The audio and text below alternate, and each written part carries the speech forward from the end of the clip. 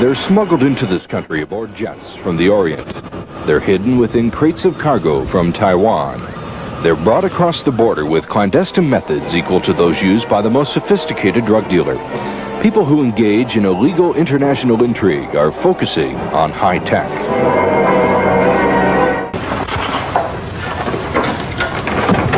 At the U.S. Customs Office in San Francisco, agents unpacked boxes of computer contraband. It's no coincidence that some of these computers resemble an Apple II. They're from Taiwanese companies who are accused of stealing Apple's engineering design.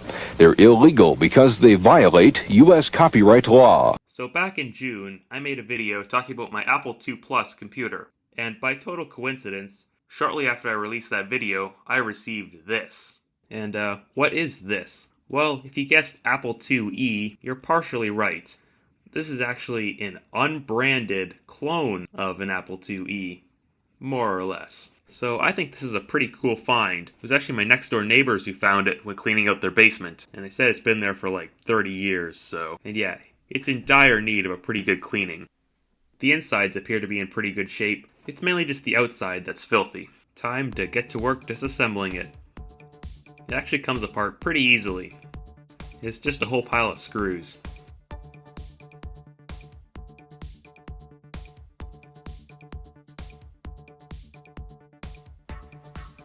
With all the electronic bits removed, I went straight to the garden hose, which is way more fun than Windex and paper towel.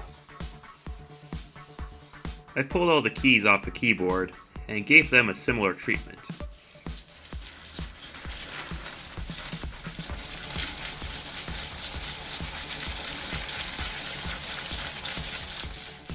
While I wait for this to dry, I turn my attention to the disk drives and monitor, and for those I just use the good old Windex and paper towel. There was a fair bit of nasty worked in gunk on the keys, so I did end up cleaning them all individually with a Windex and a paper towel. I also blew all the dust off the main logic board and power supply with some compressed air.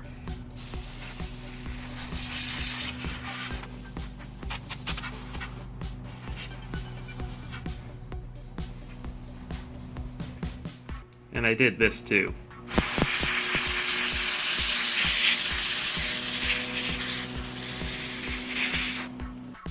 Now it's time to put the keyboard back together.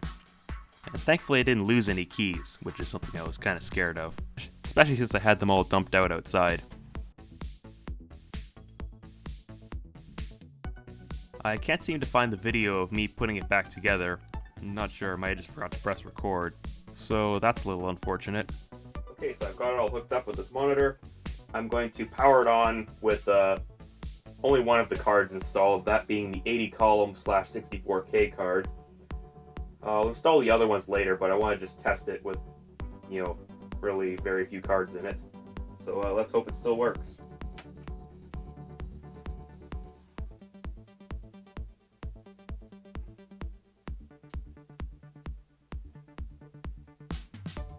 Well, yeah, it still works. Just need to make some adjustments on the monitor.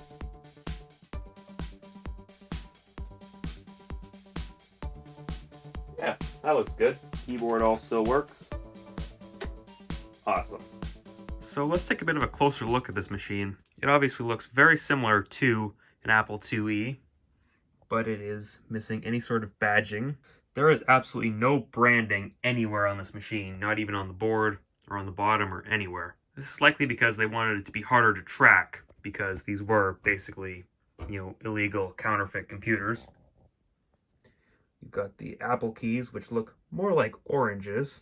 The keyboard layout is exactly like an Apple IIe. Here's the inside. Interestingly enough, it has a power LED inside. And it's very similar to an original Apple IIe inside. Where this differs from a real IIe is around back. As you can see, it has the 3 slots. Just like on a 2 Plus. This is the back of a original Apple II Plus.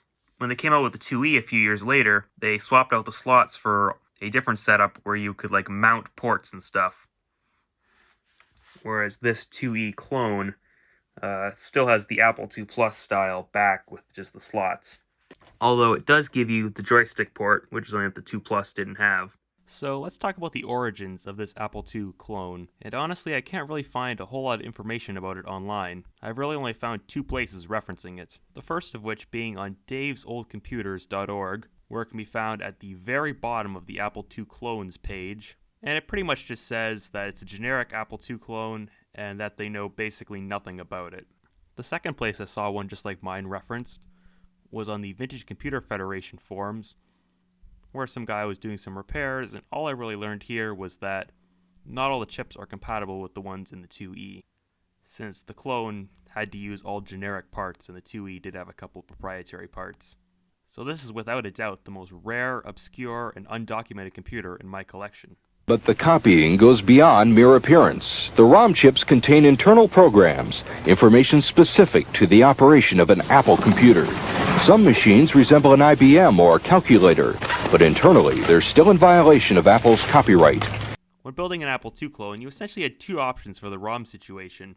First, you tried to write your own ROM that was more or less compatible with the Apple II, or you can just rip off the Apple II's ROM and risk any legal repercussions. This machine definitely falls under the latter.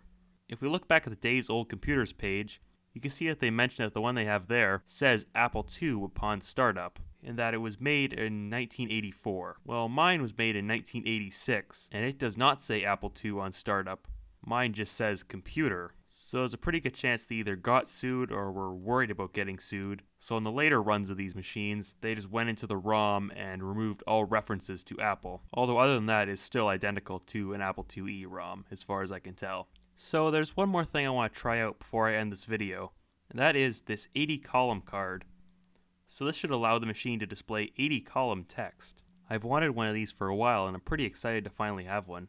Now I just need to insert it into slot 3 in the computer, and now we should be good to go for 80 columns.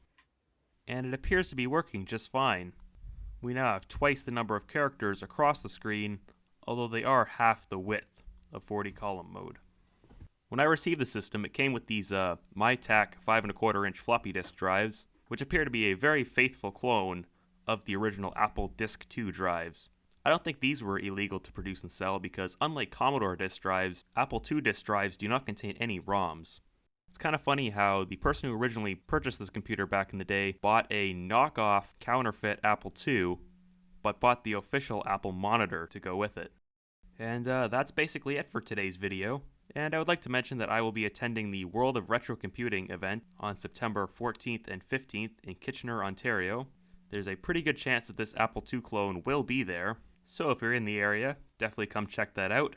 It is a free event. Anyway, thanks for watching and have a great day.